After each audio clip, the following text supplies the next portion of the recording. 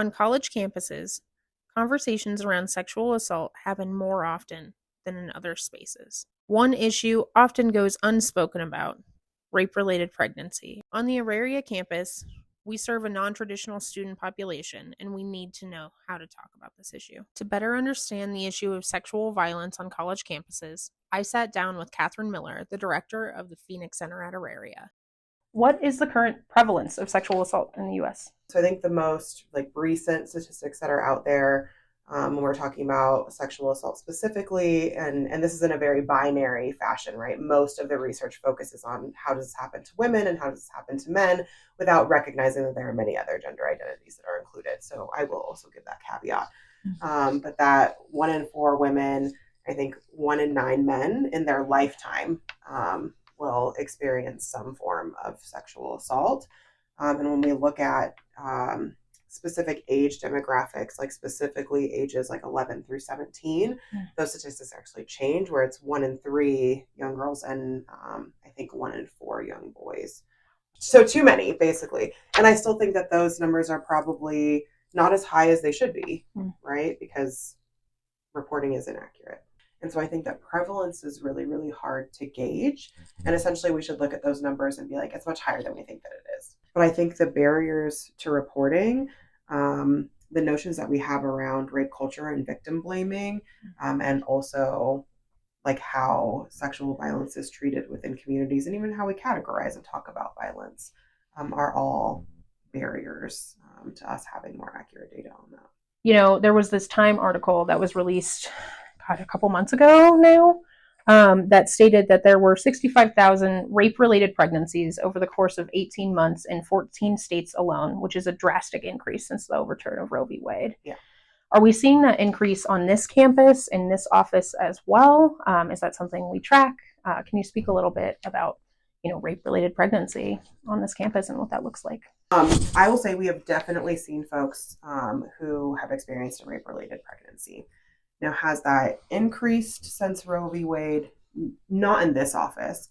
And I'm not even sure that that would be true for Colorado, because we tend to have more progressive laws around reproductive care and abortion than what we're seeing in some other states, right? And so states that have complete abortion bans, it would make sense that we're seeing a lot of those increases in those states, right? And that more people are probably even maybe coming forward and naming that this is a rape-related pregnancy and that's why I need an abortion, because they might not have had to do that before.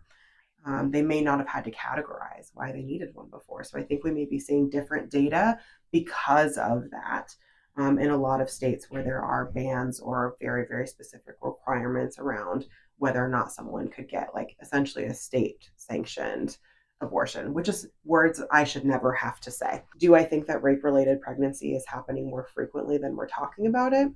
100%. Is there good data about it? No.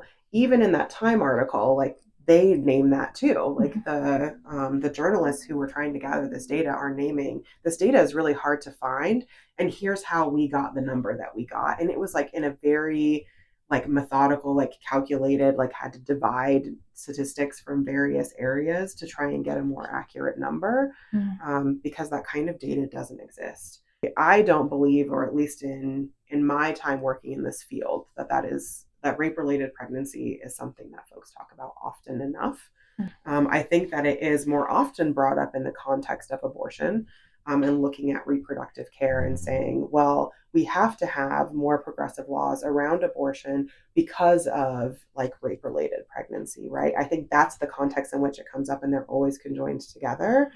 But we don't talk about it when folks are not seeking an abortion, right? And not all people who become pregnant because of rape will seek an abortion for many, many reasons. And I think that we hear those stories a lot less. And so I think that it's something that we should absolutely be talking about more, that we should be understanding more, so that we can also support survivors who do choose to go through with a pregnancy, and then also, and maybe especially, if they then choose to raise that child as well, right? And what does that look like for them and their survivorhood, and what does that look like for that child? According to the Center for Disease Control and Prevention, 18 million people with vaginas will experience sexual assault in the U.S. and about 3 million of these individuals will become pregnant from that attack. While this may seem like a small subset of the population, it's large enough to be having a conversation about. The scope of this problem in the US is truly unknown. Just like sexual assault, it suffers a level of stigma that makes this topic almost unspeakable in most circles, even in communities of helping professionals. And this means that parents and children with this identity will often suffer in silence.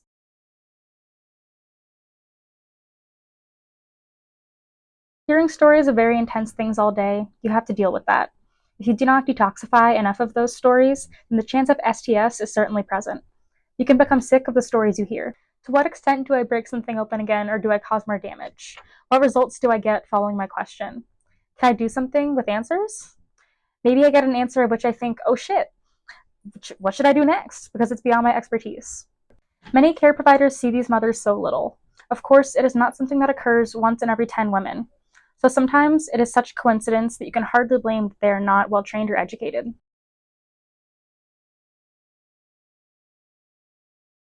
My name's Anna Martinez. I am the co-director of client services and clinical programs here at the Blue Bench. We're MSU Denver's comprehensive sexual abuse prevention, care and advocacy program. We, from the service that I provide, primarily provide therapy, group therapy, individual therapy, to survivors of sexual violence who are 13 years and above. Otherwise, we take people with all identities. Only requirements are that they are a survivor and 13 and above. And we also provide workshops for secondary survivors, loved ones and family members of survivors, who need to learn more about trauma and how to care for the loved ones. So I wanted to chat with you specifically, because you guys are the organization, right, for Denver, Yeah. kind of serving the community. And Yeah. I'm glad you're here. I wish we had more. But with this project, I wanted to talk about rape-related pregnancy and kind of how often does that happen? Why aren't we talking about it as a society? Those kinds of things. I was hoping to get some perspective from you. How often do you guys receive those types of disclosures at the Blue Bench?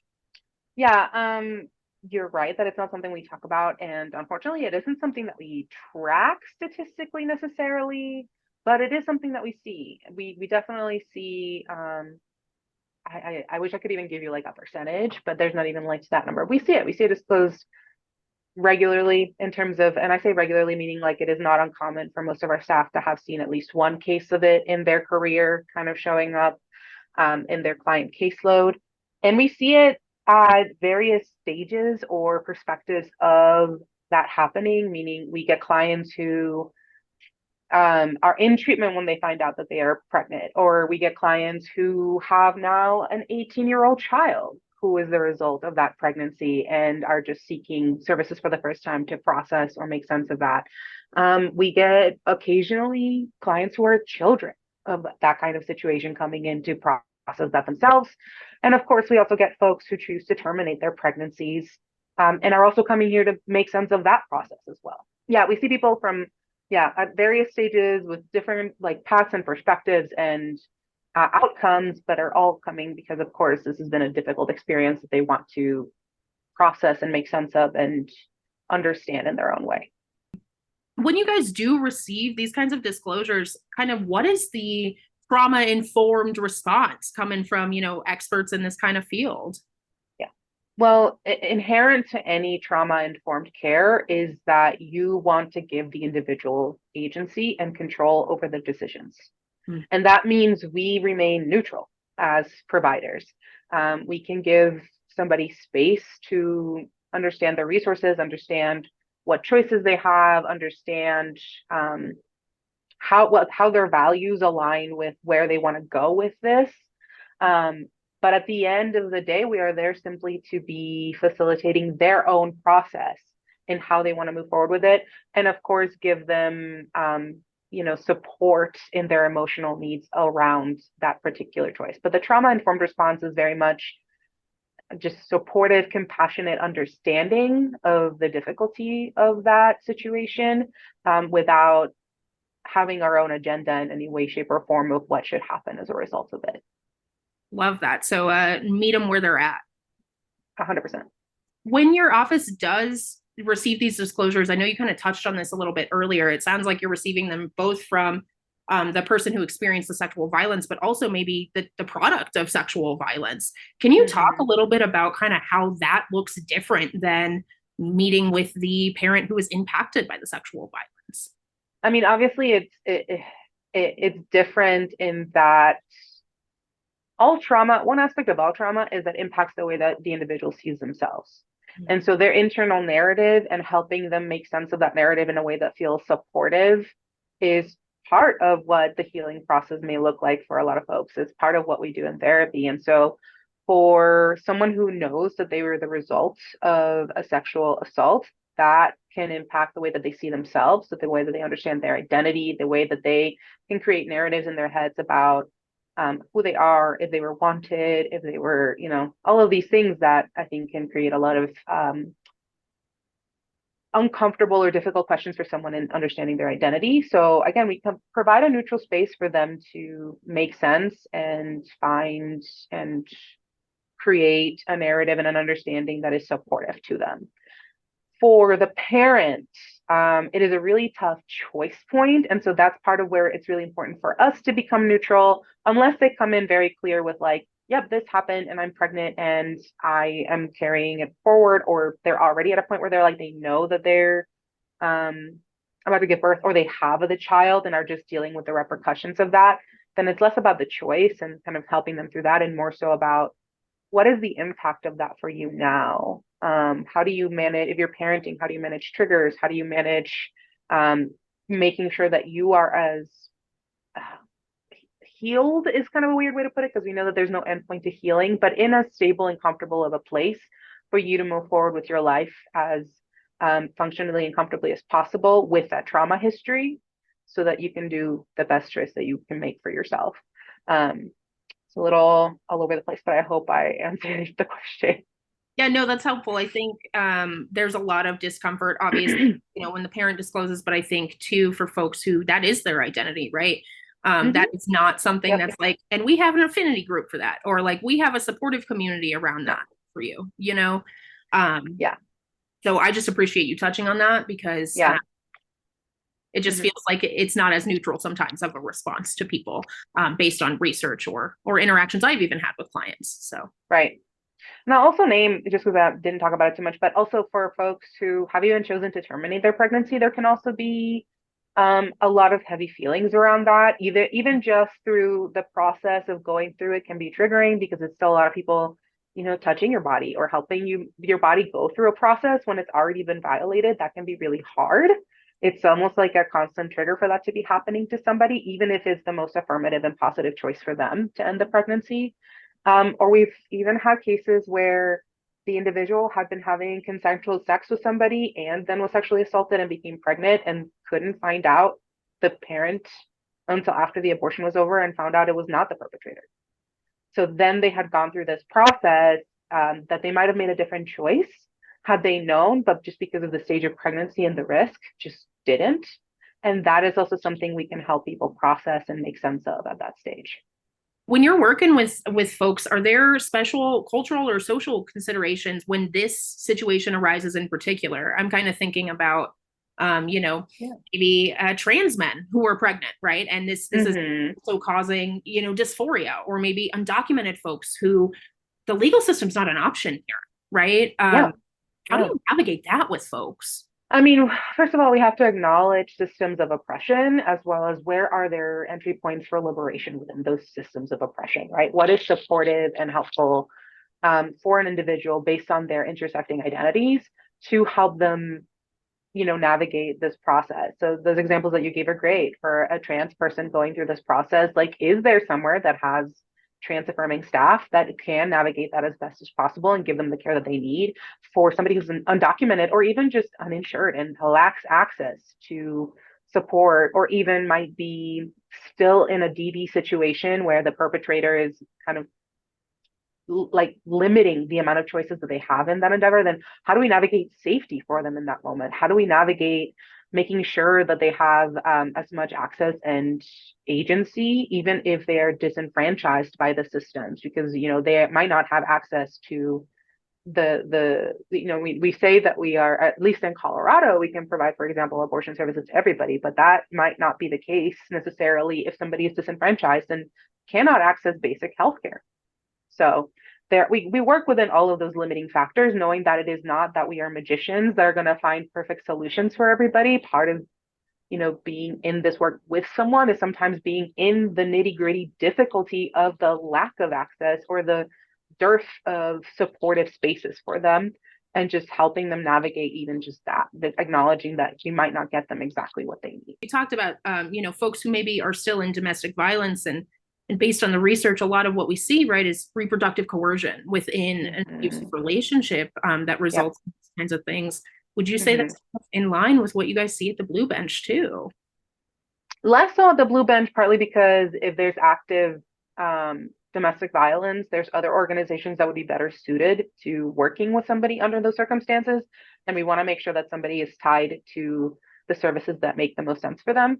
Most of our clients, I would say, because it's more specific to sexual assault, are not still actively in a DV situation. But I gave the example because it does still happen, or it may even happen that maybe it wasn't the perpetrator of the sexual assault that they're living with, but maybe they're living in a toxic relationship or with a family that's very demanding or not the safest, even if it's not necessarily an objective like domestic violence situation. There can still be a lot of coercive systems that are in place for somebody to not be able to access the care as best as they could.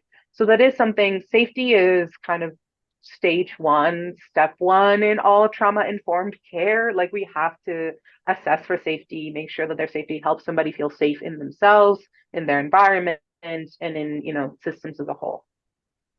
The last question here is kind of two-part. So when you do see parents in this situation needing to support this kind of experience, what resources are you providing to those people outside of the resources at the Blue Bench, the workshops, the therapy? Are there other things that you guys are kind of resourcing? It's tough because not necessarily right off the top of my head is there ones. I do think you can find some people speaking to this experience in the past. We've done, for example, historically, there was a human trafficking training where there was a human trafficking survivor that spoke to her experience being the parent of a child that was born out of those circumstances and sort of what the challenges are there. So it depends on what the person needs. I think if they need support, it is really hard. Like you said, it's so taboo and it's so underreported. It's not something that a lot of people are like, hey, I was a parent and this happened. So we can let them know that it is not as rare as they think, that we have other clients for whom this has been the experience, but we don't necessarily have like a group or something specific for that because it is not so common that we can connect people that readily. So I do wish there were more like specific supports for that kind of thing, but we can at the very least let them know and let them feel validated that they're not alone in this experience, that it is something that happens, that it is something other parents have to deal and cope with. And there can be other more broad supportive resources around parenting as a survivor of trauma, or parenting when you have like other, parenting. There's a lot of like parenting when you've experienced domestic violence groups. But again, it's more broad, not necessarily specific to having, a child as a result of a sexual assault. So we kind of piecemeal together as many resources as we can for somebody in those circumstances. There's not like a lot that are very specific to this, but certainly letting them know that they're not alone and connecting them to the specific thing they may need. It may, like I said, it may be parenting skills. It may be more so their own individual therapy to understand how their own triggers are coming up for them with that child. Very case by case, depending on the individual and what they need.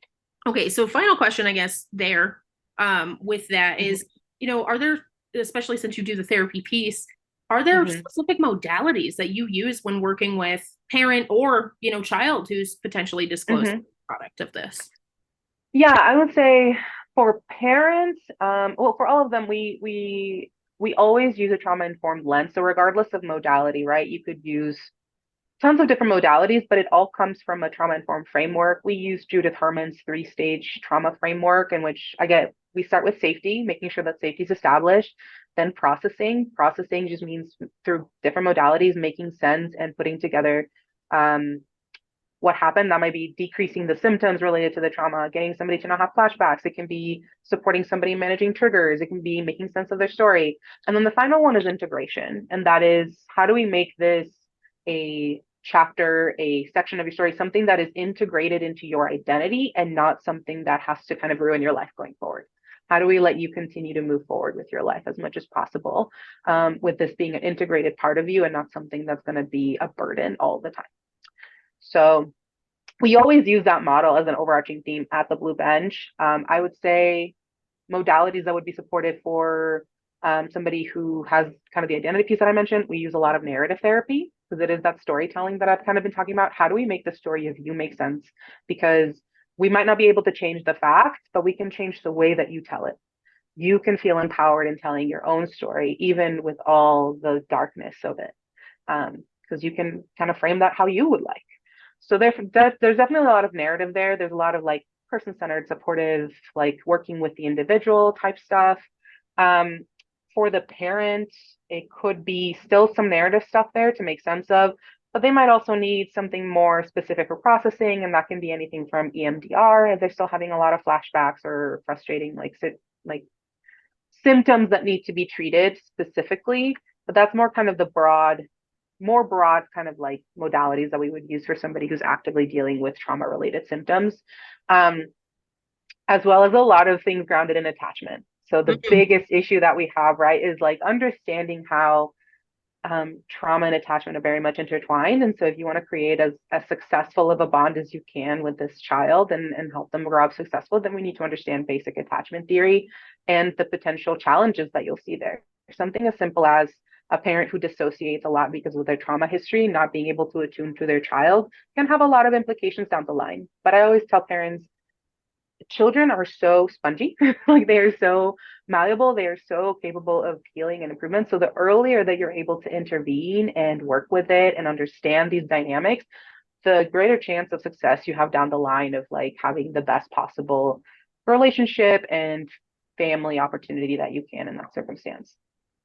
It sounds like the Blue Bench actually sees these folks who are products of this horrible circumstance. They are secondary survivors, right? Yeah. And unfortunately often then become primary, because part of the reason they come to us is that they're the product and have also then experienced it themselves, which is, unfortunately, we know that these cycles of trauma happen. There's so much that's embedded even in generational trauma, right? That's something we don't often talk about, is that someone's experience of their parent being a survivor is going to show up in their life in some way, shape, or form that they might not always be conscious of. So especially as a child. 100%. Yeah.